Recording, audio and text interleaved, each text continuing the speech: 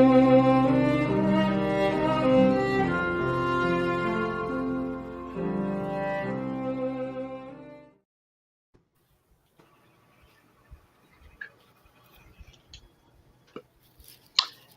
welcome to the 67th episode of the Unifying Force. I'm Kat, joined by David. Gio, how's everybody? Doing well, doing well. Good, thank you. Yeah. Gio, good to have you back from assignment. Glad to be back. Think we'll be talking more about your discoveries and your adventures in a future episode, so we won't ask you too much about that right now, but good to have you back for this. Thank you so much. I'm glad to share a little bit more coming up. Please stay tuned. We'll have a fun episode in the future, hopefully. Yes, you could say. When you go on holiday or traveling, you have that kind of sense of discovery of new worlds and new areas, and that kind of leads us into today. Oh yeah, because I mean, new worlds, new discoveries, new things in there. I think a lot of people are really seeing and experiencing Dune really for the first time with the new movies out here. Is there's a ton of people, I think even people who were around for the first movie and the TV show and never saw those but are seeing it now. So we're going to talk about, like, if you've seen Dune, if you haven't seen Dune, I don't know why you're watching this right now, but if you've seen Dune, here's what we want to know. It's like, is Dune just an absolute ripoff of Star Wars? I mean, it's what? Why are you laughing at me? I don't know what you're talking about. I just saw the movie and I'm like, look, there's sandworms. Oh, there's sandworms. Oh, there's these people that are using this like magical thing. Oh, there's these people that are wrapped up on a desert planet. It's like, oh, there's these bad guys that dress like Nazis in spaceships. Oh, is it not the same thing? The dude that wrote Dune is just like reading George Lucas's liner notes. I don't recall there being sandworms in Star Wars. Crate dragons? They weren't really there, though. You had a skeleton that you couldn't kind of tell because they never really named it in the original movie. But in the Mandoverse, you see him all the time. It's exactly what they copied and put in the new Dune film. Is they It's a moving Sarlacc. Exactly. All right. You're kidding. Okay. Full disclosure, people, right now. I know I'm full of shit right now because do you? If you didn't know it, okay, if you're out there and you're one of the young people that are watching, Dune was a book, okay? This book. And Dune was written way before Lucas came out with Star Wars in 1977. Serialized from 1965 through 68 or 63 to 65 in magazines, and then published as a It has been around since before. Now, the original movie, it never made it to movie form. I think Star Wars very likely helped the original 1983 Dune movie. 84. I think the popularity of Star Wars definitely helped Dune be made originally into a movie, but the ideas and the concepts and the things that happened in that movie, no, they were already there from the book. And if you've never seen the 1984 movie, don't.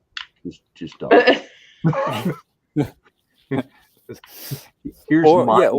After I watched part 1, as opposed to going right into watching part 2, I went back and wanted to watch the 84, and I was scarred. Well, it did have some neat designs in it. I guess that's what it had going for it. Yeah, some kind of brave aesthetics, I think. And they used a lot of model work, which, before major CG was the way you could convey scale and space. So they did that pretty well. Yeah, I mean, it looked like I think maybe a low rent episode of Battlestar Galactica, Mm. the original movie, or even kind of Red Dwarf ish. It was definitely some low budget kind of thing, but they were trying to push the concepts. And here's the thing, and this may be controversial, and I'll let you guys discuss it after that. If you've seen the original and you've seen the new part 1 and part 2, I think the original movie trusted people more with the concepts. Is they laid it out there and okay, these are these people and they're oppressing these people and they're doing it, and they let you figure that out for yourself. Whereas the new movie in the first 5 minutes hits you over the freaking head with that exact same thing. Yes, the new movies are a reflection of the whole dumbing down of general audiences, because Yeah. the great thing about the 84 movie and even the miniseries from 2000 and the original book is that you don't even hear about the Fremen until Duke Leto speaks with Duncan Idaho upon arriving at Arrakis. And he kind of mentions, yeah, they're cool, blah, blah, blah. But you don't really get a sense of how vast they are, how oppressed they are, until Paul and his mother are taken in by them at the end of the first, what in the original would be like first half of the book, first third of the book, whatever. Mm-hmm. But by telling you that up front in the movie, it's clear that they're not trusting you to suss out like what's morally wrong with what's going on here. And as a result, it doesn't allow you to really care about any of the characters or all the bad things that happen to them. And in part 2, they change it so that Shawnee is constantly criticizing Paul, beating everybody over the head with how corrupt this is. I'm like, yeah, I get it. I have common sense. I'm educated. You don't need to keep beating me over the head with this. Yeah. But that's the thing. They don't trust people. They don't trust people to be smart about these things anymore. I don't think they trust people to have a knowledge of the way this kind of thing has happened in history before. Is they're marketing this Great point. to students who I'm a school teacher, by the way, and this is my rant for it. They're marketing this to a generation of children who have grown up with less science and social studies taught in school, because there's not an end of grade test in science and social studies. So that gets less time, because there's a test in math and there's tests in reading, and then only when you get older is there a test in science. So you get that. But there's not one in social studies, and there's darn sure not one in history. So less of that. And I know, Gio, it's the thing, because those that don't know their history are doomed to repeat it or have it dumbed down and spelled out literally for them by Zendaya. And if your history is coming from Zendaya, I was wondering when the big so Z accurate, came in. The debut of Zendaya in this conversation. Yeah, there's very clearly multiple reasons why I think Shani's character is used, and the big one is, as Kat said, dumbing it down and beating you over the head with it, beating Paul over the head with it as well, in their little scenes together, and also the fact that she is a generational star for younger audiences and would be one of the big appeals to general wider audiences who otherwise may have no interest in Dune. Well, I think that's why people are watching this movie, is they are watching it because a clever choice in casting to get people to come see your space saga epic that it might just go over the head of a lot of that audience. Well, another example is what they did to Stilgar in part 2. They really dumbed him down, and he's just practically a memeable caricature throughout the movie, whereas in the book, it's a very gradual transformation from him being the intelligent guy they hinted at in part 1 to being the guy who's totally drunk on the Kool-Aid. But again, in the movie, they don't trust you to be smart enough to suss out that change, so they just make him completely nuts. It's just written, which is like, I can see that being a great meme for years to come, because they're just freaking hysterical it is. But it's true. I mean, that's another character. It's like, yeah, Javier Bardem did a good job playing the role, but it's not very, accurate to the book, because they don't really want you to think about anything. Well, they definitely hit us weird. like way over the head at like out of the ballpark with casting. All right, they cast this movie to get people to come see it because who is not going to come see a movie with uh, Zendaya and with Jason Momoa and Oscar? Oscar Isaac. Yeah. Yeah, Oscar Isaac. I mean, big Rebecca ones, Ferguson. and they show up like they're there in the first 20 minutes of the movie, all of them. I think Momoa is probably the last one to come in, but yeah. And Tim Chalamet's also a massive star. Yeah. So having him as the hero in which everyone's kind of the whole adventure part of the story and the central development is meant to go through his character, and having him front and center. Genuinely, just the first poster they released with giant Timothy Chalamet head, and then Zendaya also big. You think, okay, you know what they're going for in terms of advertising and marketing. And I remember seeing that theatrical poster of the first Dune. Now we call it Part 1. And just seeing those floating heads of Oscar Isaac, Jason Momoa, Rebecca Ferguson, Javier Bardem, I was thinking, wow, this is such a front-loaded piece. Did it really need that much name recognition? It would have been. I think it still takes you out of the kind of ambience and the atmosphere of the film a little when there are those very slow, silent scenes, and the musical score is used in an interesting way. Completely unlike Star Wars, it's a very sparsely used element of the film, and it gives this kind of feeling of coldness and isolation. And in those moments where you're just looking at characters kind of non-verbally communicate and the camera pan back, I think it's quite hard to not feel these superstar faces jump out at you and kind of take you away from Arrakis for just a moment. And I think that's an issue with Part 1, and I found it even more an issue with Part 2. I would have thought I would have got used to it, but I didn't. Well, see, think about it this way: this is how we unify and we bring everything back together. Is what would A New Hope have been like if A New Hope was done with Burt Reynolds as Han Solo, Robert Redford as Luke Skywalker?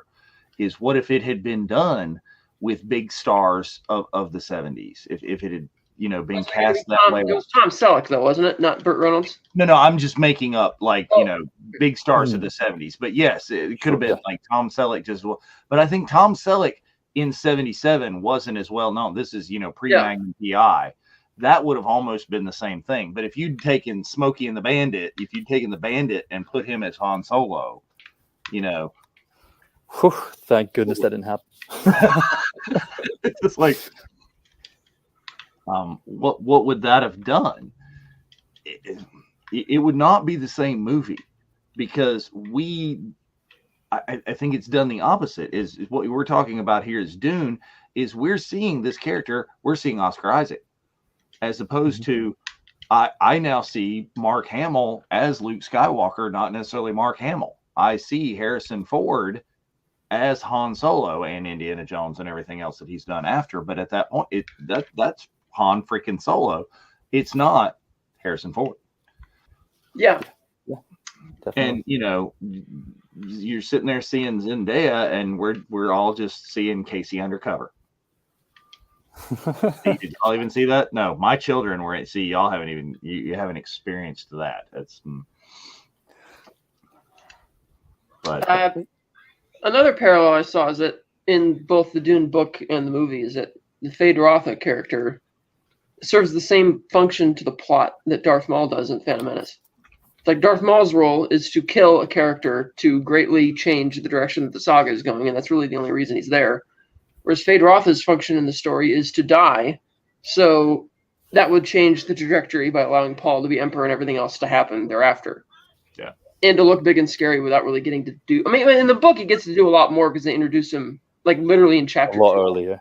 Yeah. Yeah. Like, in the second chapter, they set him up as a reasonable threat and somebody you're worried about because, oh, God, if we get rid of the bumbling idiot that, Dave Bautista plays, this very intelligent sadist is going to take over. Whereas in the movie, it's not until after they've decided to, demote Dave Bautista's character that they even introduced Vade, by which point it's a little too late. even though those scenes look awesome. Oh, they do. And that was The white another and black. good casting for that role as well. Well, I was overly surprised because when I watched part one, I had not seen the original Dune since, I don't know, probably 1986, 1987. So I'm sitting there and I'm not associating who's who, and I had forgotten the names of characters and this and that. And I'm like, oh, Oscar Isaac is like, we're done with him that quick? What? It just no, what? What happened? So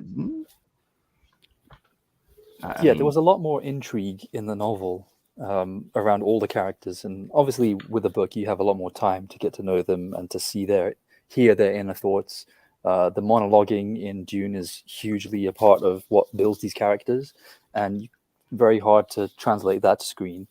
But yeah, the character of Leto Atreides, Oscar Isaac's character would have, I think if you revisit the book now and those images of the characters and actors that are playing them are in your head, you're going to find they're doing a lot more, they're speaking a lot more. There's a lot more kind of palace intrigue with trying to find out who might be a spy, who might be betraying the house, and have fealty to the Harkonnens instead.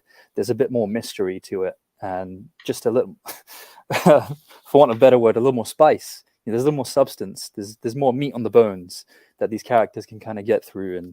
And there's, I think, one of the iconic scenes that didn't have a place at all in Dune Part 1 was the dinner scene, which has a whole host of characters kind of testing each other. And you're learning more about the world and the environment from these characters, and also from the Fremen and their traditions, as well as learning about character. It's a really massive kind of central part that I think would have made Dune feel a lot more like Game of Thrones, and that would have been a big asset to it, a big strength. I think the overall feel that you get from Denis Villeneuve's Dune and Part 2 is something a lot more medieval, which is in line, I think, with what Frank Herbert was sort of portraying in a way.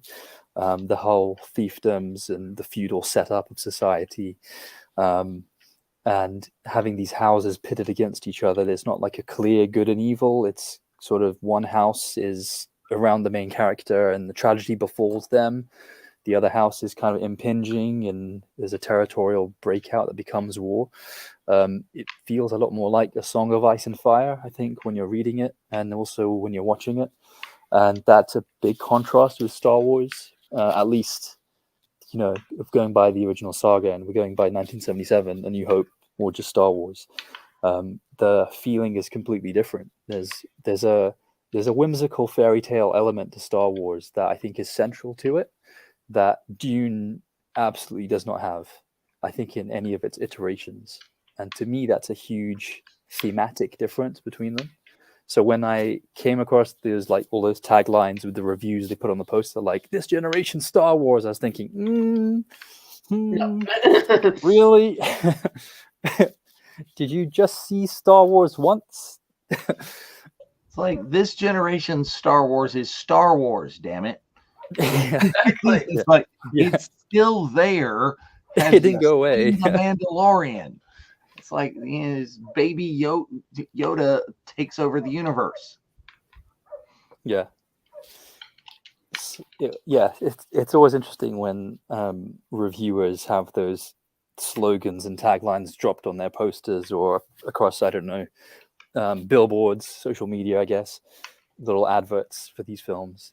It's like always going to be somebody who might have named episode 67 is Dune just a ripoff of Star Wars, like that, like maybe a little bit, perhaps. But it's trying to rip off the legacy by saying, "Oh, we're Star Wars," and it's like, no, you're not. Yeah.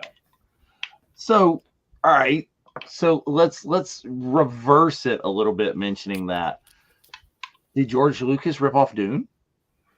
I mean, we've talked about how George Lucas is all about the, Joseph Campbell, and he's researched and he's done mythology and he's taken pieces from, classic serials, Flash Gordon and that sort of thing.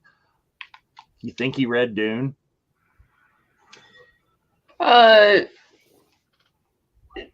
Probably, maybe.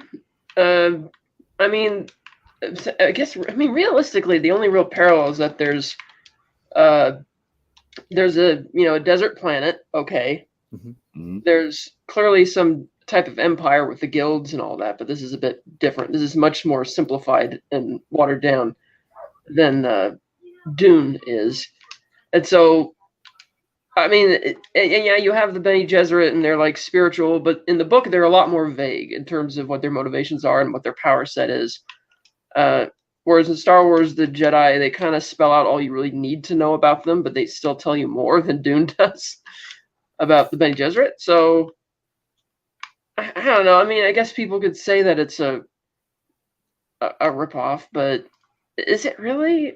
I still find and I see an awful lot of parallels. Yeah, the desert planet. It's a desert planet. Okay, it's because the Tusken Raiders are like go the on Earth to there, make not it impressed.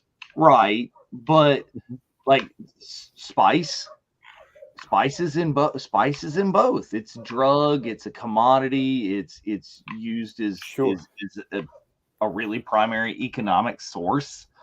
But that's become an element more in the EU, and then in the ancillary material, and then in the canon after that. I mean, there's no mention of spice in The New Hope if we go back to trying to compare Star Wars. Is there not? Is that they said that Anakin was a pilot on a spice freighter.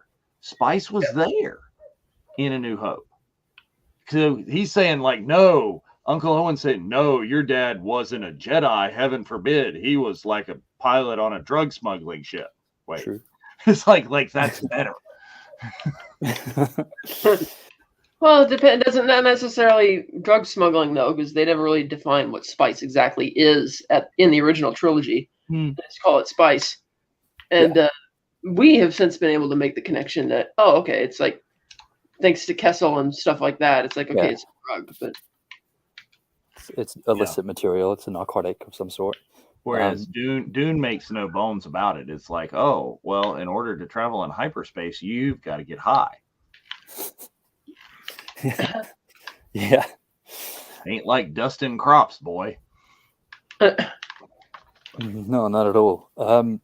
I guess one big contrast, if we're trying to differentiate them, is that, with Tatooine, the major industry is moisture farming, whereas that's a survival mechanism in Dune, but not the primary way of life. The primary way of life is about melange. It is about spice. It is about using that as a major export in what seems like a post-industrial world where you trade and like the merchant aspect of things between houses, between the guild and planets is a massive element of the story. Whereas, in Star Wars, it's very much background, superficial trapping. It's not close to the primary motivator behind Luke or Obi-Wan or Han and Chewie getting off Tatooine, and it's just a kind of background detail, the kind of thing that I feel a lot of Star Wars since the original saga has become about details that you find out for yourself, especially if you're a dedicated fan. You hunt down the action figure and you find out, oh, this person, that's their actual name, and they're in this bounty hunting area with this other person, or you hunt out those books. I remember the DK visual dictionaries, which can give a lot of detail, just naming aspects in the background with the great production design and costume and imagination that Star Wars has always had, just being able to give you the names of things. Whereas in Dune, they're very happy to throw a lot of names that are very unfamiliar or might be quite hard to pronounce, very sci-fi classic in that sense,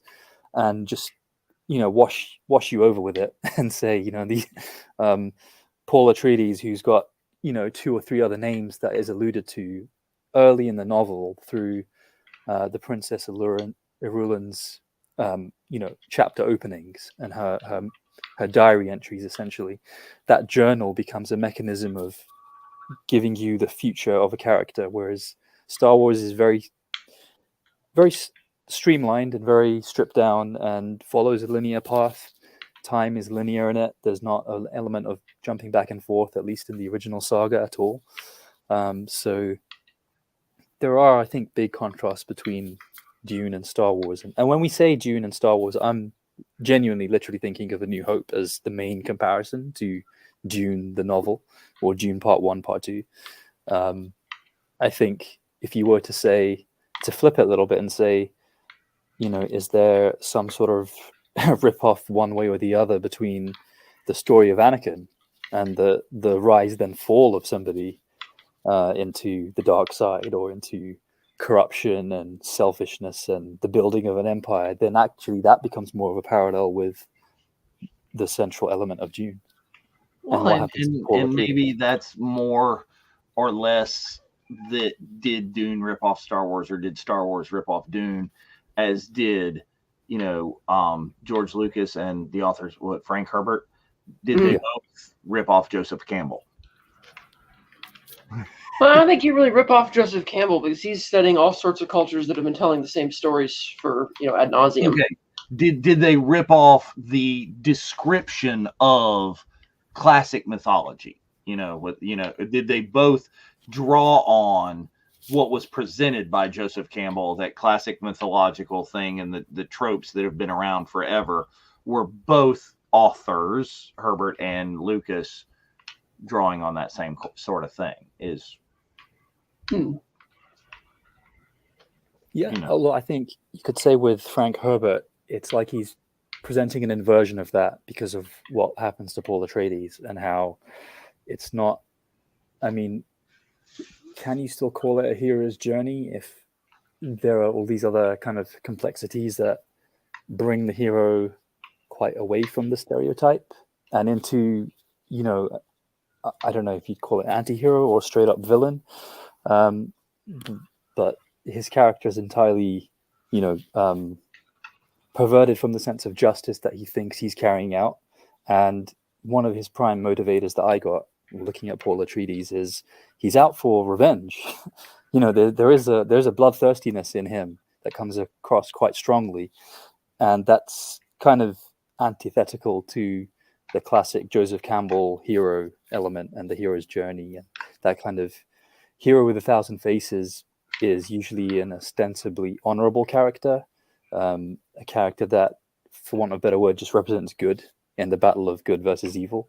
Whereas I think Paul Atreides succumbs to that, and I feel like Frank Herbert was trying to suggest that this aspect of personality becoming a cult and superhero or heroic worship, if not superhero worship, is very problematic and can lead to the undoing of civilization very quickly, and things can really rapidly go out of hand. And I think that's what you see with Dune, and Part 2 was fairly good at convincing that kind of story, even if it kind of threw away all subtlety. And I felt like Timothée Chalamet kind of had a big heel turn when Act 2 was over and Act 3 was beginning, exactly as the film needed him to do. Whereas I think the fact that you've got a lot more time span in the novel, there's a lot more that goes on. Yeah, he just goes from 0 to evil. Like Anakin decides to dress all in black and has yellow eyes all of a sudden. It's just like, something's about to go down. Well, he does that at the beginning of in the beginning of the second film. He tells his mom, "We need to convert the non-believers and tell all the believers to go out and seek revenge." And he's like, "Well, your father didn't believe in revenge." And he's like, "Well, I do." And then a few scenes later, he's mad at his mom for doing exactly what she told him to do.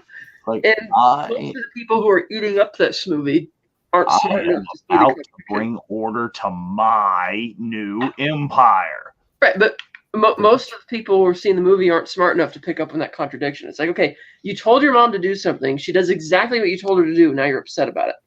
Well, he does that because Denny doesn't trust that the audience is smart enough to see that he's doing. Because in the book, he's kind of reluctantly leading them up to a point. Mm-hmm.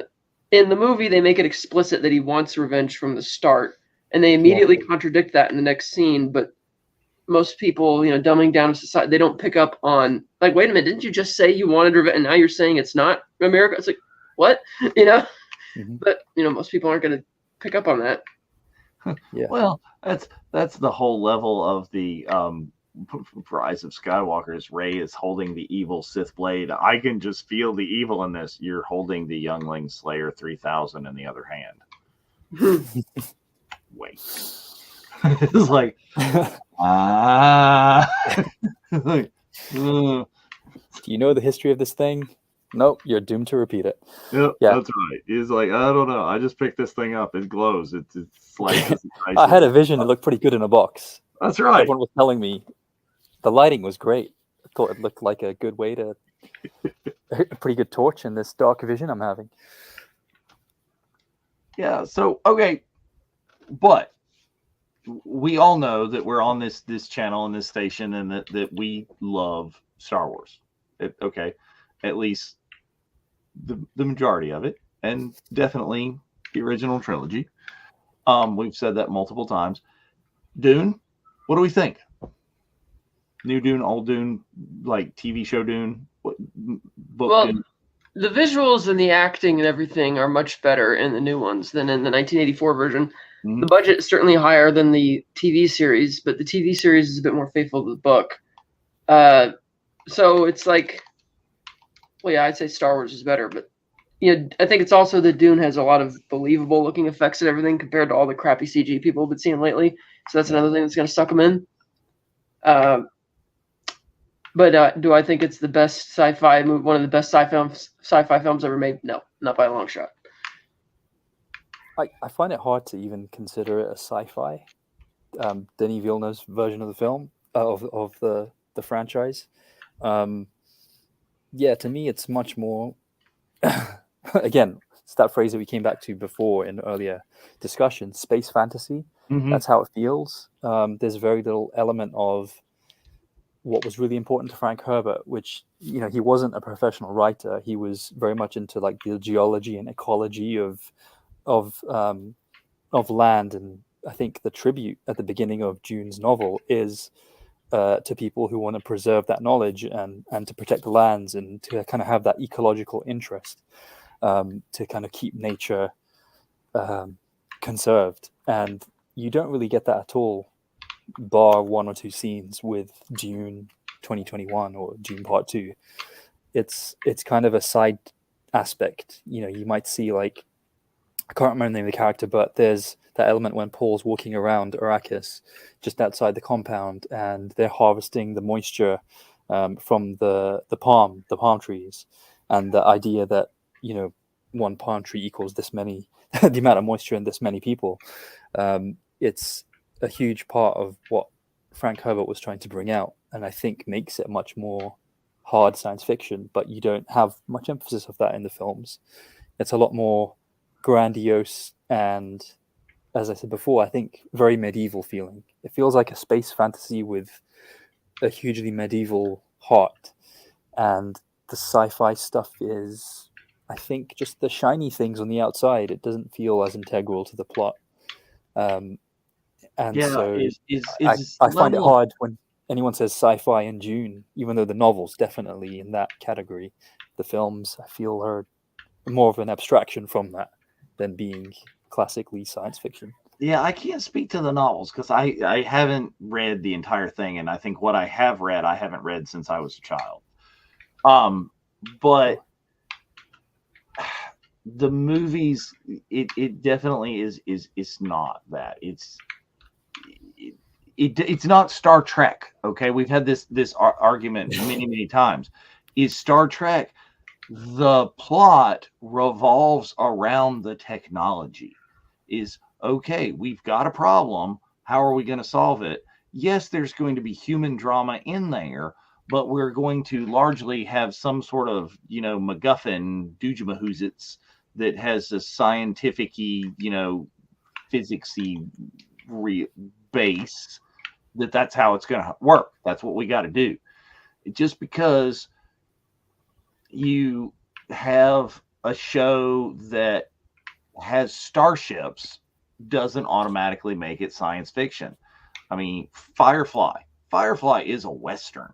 Yes, they live on a spaceship, but everything else is the Western aspect of it.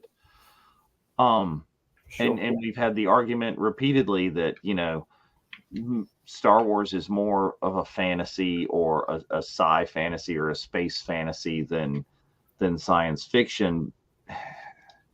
At least it was in the old days, because now, I don't know, is it's not necessarily in canon, but we're all sitting there and reading the DK history things and the technical inner workings of a lightsaber, and Hacksmith Industries is doing their dead level best to create an actual lightsaber, and it's kind of making it science fiction, but I don't think that was how it was intended. George used the technology as a means to tell this space opera, I think, is the best way that I could describe it. And it's happenstance that it's space, that was what he wanted to throw the hook and get you in there to tell his story.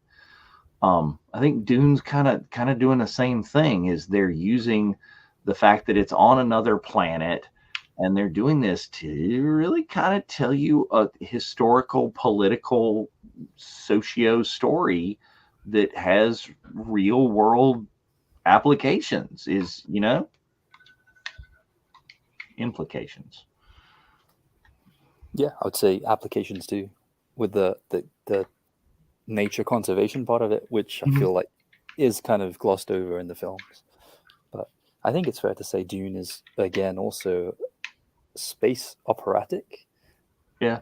Pretty much a space opera as well, because you've got the interplay and drama between the human characters, and that's hugely important. I mean, where are the aliens in Dune? It's a very superficial understanding of sci-fi, but that's not at all an element of Dune, really. At least in part 1 and part 2. So that's very, very clearly putting the human drama and human conflict front and center, which can be part of science fiction, but doesn't make something sci-fi at all. It's just something that happens to be important to the story that was being told. I think the most, and maybe it's because it's something that's on my mind recently, because we've covered it relatively recently on the show, is Dune reminds me the most of the Pit episode of Visions. Do you remember what I'm talking about? Yeah. I see that. I think it's really there. And that one you could see, did those filmmakers see Dune and go, oh, we can make this Star Warsy. Yeah, that's absolutely possible. Yeah, the kind of feeling of uprising against the oppressors is a huge part of Dune, and that definitely was, I guess, the central theme of the Pit episode in Visions. Yeah, is the beginning of it seemed innocuous enough. This is what we're doing, and it seemed innocuous enough.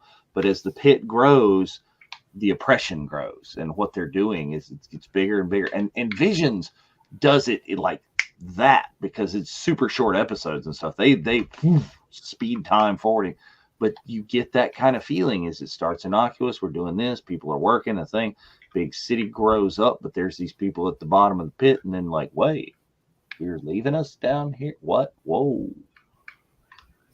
Yeah. And the uprising causes the other people on the other worlds that are not on Arrakis or where is like, hey, what's going on over there? I don't know that's not.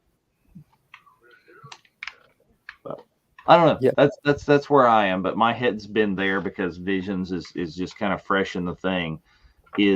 I don't think in the original trilogy we get as much of the Empire as oppressors as we have gotten. Yeah, they were bad, but just generically bad.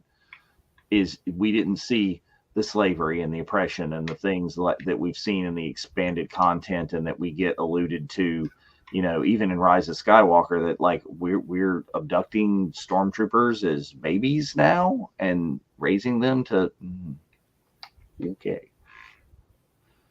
Yeah, I think Star Wars has made the Empire very clearly a lot darker and more also more insidious and more toxic at kind of every level beyond just the overarching structure of evil that's governing galaxy is the reason why we've got to rebel and escape and make things very different to how they are at the beginning. I think another really massive influence on Dune was the Lawrence of Arabia story.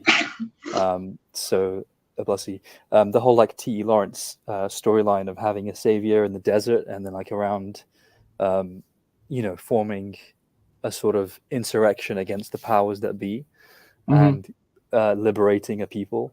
But I think Dune goes beyond that with the kind of tragic arc of Paul in the way that he descends and succumbs to, as I said before, this kind of bloodlust and this very simple, very, very barbaric need for revenge, where he doesn't really see the value of human life anymore the way he did just in the film. Anakin. Well, this is what I'm saying. I think if you go for episode 1 versus Dune as a comparison, and remember that George Lucas was saying the overall story of Star Wars was the rise and fall of Anakin Skywalker. Yeah. Of course, that was nothing to do with 1977 Star Wars, but it became the reason why we got a lot more of his saga and had a nice 6-part aspect of the story to have cinematically fleshed out. I think you have a lot more comparison between Anakin and Paul. That seems to be, art's inspiring further art. Whether it's an homage, a tribute, or a ripoff, whatever kind of terminology you want to use. I think it's also important to remember that art is, by its very nature, derivative.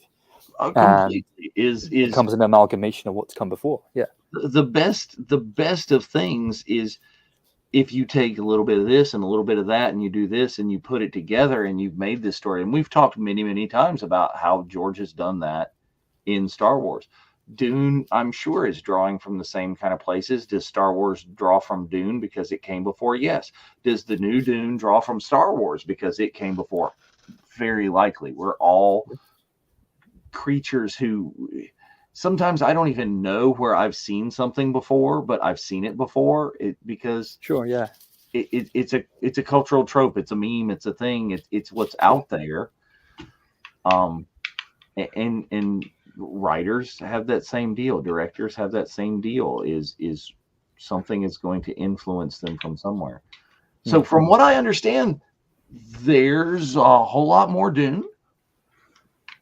That are we excited to see new, because this is just part 1 and part 2, but it's of the original chapter 1 or whatever. Yeah, the first novel, book 1. Sort of, yeah, but they've he had to fundamentally change the ending of the book for the movie to fit his vision, which shows that it's like in the book, Paul's mortified at the end to see this movement that he's creating because all he wanted was revenge, and now it's like this whole religious movement that he can't control. In the movie, it's the polar opposite. He's totally in favor of it and is completely drunk on his own Kool-Aid, and they ended almost like a quasi cliffhanger. And it's like when Denis Villeneuve famously said, "Oh, I made this movie so that nobody else would screw it up." It's like, well, if you have to fundamentally change the protagonist's arc and how he feels about it and change the ending, then isn't that messing up? That's his screw up. Yeah. So yeah, from a visual standpoint and the performance, sure, it'll be nice to see. But like a friend of mine said, who's a big time Dune fan, he said everybody felt like they're just randomly walking on screen to say a few lines of dialogue out of place. That everything's been strip mined to the bare minimum, so that the weakest person in the audience will understand it. It's like, yeah, that's kind of what it is. But isn't that kind of what movies are anymore? That's the problem. They used to be a lot more. They trusted the audience to be intelligent, and they don't really trust that anymore. There's a lot of, let's make it pretty and put it up on the screen and do a thing. But I am relatively certain, based on how popular the new Dune is and how much money it's making, because some people are going out buying steel books immediately. I pre-ordered mine because it's that there will be Here's the first more one. Dune. Yes. And see, it's look at that. But this movie didn't make much money because they put it on, HBO Max during COVID straight away, and they still made the sequel. Yeah. And this is the I Shiny think for Part sure 2. we're going to see Showed up early. Oh, it's a great scene. Yeah. Nice and flashy. Yeah. So I think we'll see more. I'm interested to see more. I enjoyed this a whole lot more than Rebel Moon, but that's a whole other story. I no longer have Netflix, so I don't have to be burdened with that for any show that we try doing. Oh, yeah. Yeah. I think Dune has potentially a lot more to share on the big screen, and I would love to see more of it, but it's okay to still have these conversations and think, oh, what if, and did it have to go this way? It'd be good to have one of these scale of films that doesn't dumb down things and does trust the audience more. Well, I'm struggling to see how we can change that massive problem, but it will be good. Well, it's kind of like in Blade Runner 2049. They completely ignored the one thing which made Rachel unique among all the other replicants, which is that she doesn't know she's a replicant. Because if they embraced that, that would have allowed for a more existential conversation. By inventing this arbitrary thing that, she could reproduce and the others can't. It's like, well, that by putting up an actual physical barrier, you're not inviting the audience to have any debate about that anymore. And it's like, so all the replicants don't think they're worth having any freedom unless they could reproduce. That's kind of messed up. But it's like, it ends up being the message of the movie that, you're not human unless you could. It's like, and it's, again, very dumbed down and watered down because they don't want the audience to think that hard. And it's like, well, isn't that kind of a really regressive idea to say that you're subhuman if you can't reproduce? Which is it really is.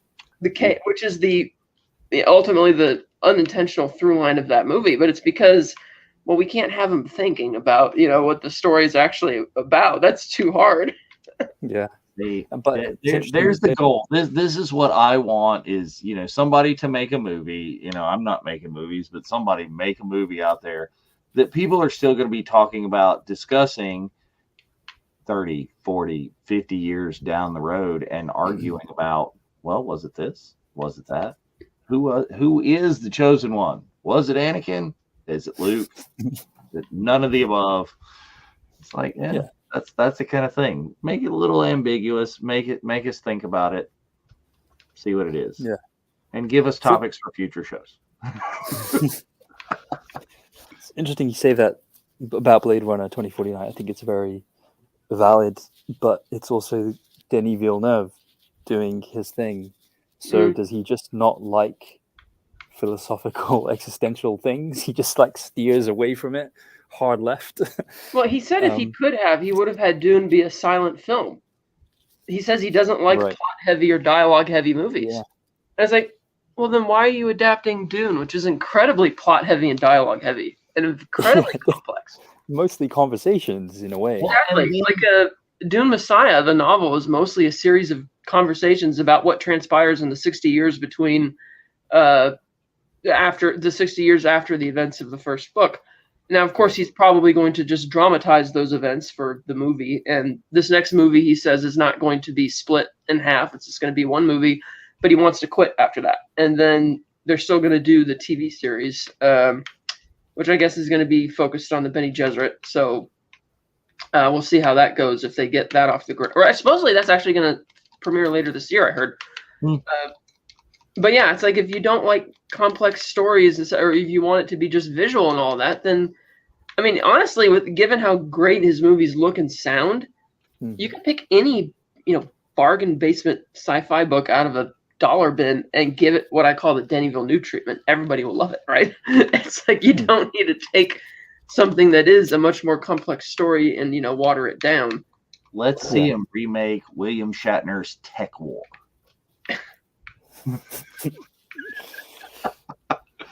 But okay, on that note, I think we're pretty much done for the day. So let us know in the comments. I know we're not doing this one live this time. This is recorded, but we do try and answer our mail. We do try and make allude to comments and things in future episodes, or we'll put the comments right there on the YouTube recording and video of this. But let us know what you think about Dune. Are you excited for more of it? Do you think, where did Star Wars get it? Did it get it from Star Wars? Who is it? Or if there's something completely else out there that you think, oh, well, no, that was the inspiration for this there. Put it out there for us. We'd love to hear from you. For sure. And there's actually one little question I'd like to ask, and that is, if it had been directed by somebody else, Dune 2021 Part 2, who would you wish to have seen direct it, if not Denis Villeneuve? Is there anyone that comes to mind? It's a hard one, but it doesn't have to necessarily be somebody who's done science fiction. And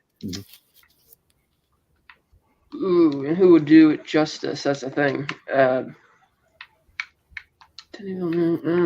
All right, I'm going to cheat. I'll go ahead, and while Kat's thinking, I would have loved to see this kind of version of Dune. It would be a whole different movie done by Cecil B. DeMille. Like big, grand scale, operatic, practical, humongous sets, cast of literally thousands, no CG. Do it. And because you do have, and I'm thinking of right here, the desert epic is the Ten Commandments. Is how would that style translate to Dune? And I think it would. And so much of the story is told by conversations. It's the Bible story, and it's Moses talking to this and that. I think that is, as a DeMille movie, the thing. Yeah, I can see that. How would a Christopher Nolan Dune have come across? Would that have been the opposite problems? Everyone would talk like this. You need subtitles straight away. I've never needed subtitles for that, but yeah, maybe it'd be interesting to see, I guess, but I don't know. I think it was a conversation. Spielberg and Sade. Yeah. Robert. Everything is fighting in the desert. Yeah. I was actually really surprised Dune Part 2 had, for a film that was basically 3 hours, had very little action. I was surprised at how quickly everything wrapped up in the end battle. And how just very quickly it seemed like the pace accelerated 10 times to what it had been through most of the film. And you got to Paul in the palace, with his face off against Vader Arthur, and the whole grandiose scale battle that would have looked amazing given Denis Villeneuve's ability to frame things and have those gorgeous cinematography shots was just sped past. That was a strange decision to me, but I don't know. I feel like it changed the feeling of the film I had going away. Yeah. All right. Well, anybody watching there, tell us what you think. Let us know. And we'll be back to you guys in 2 weeks. And in the coming months, coming ahead here, we've got some shows coming up that are going to be kind of focused on the Sith.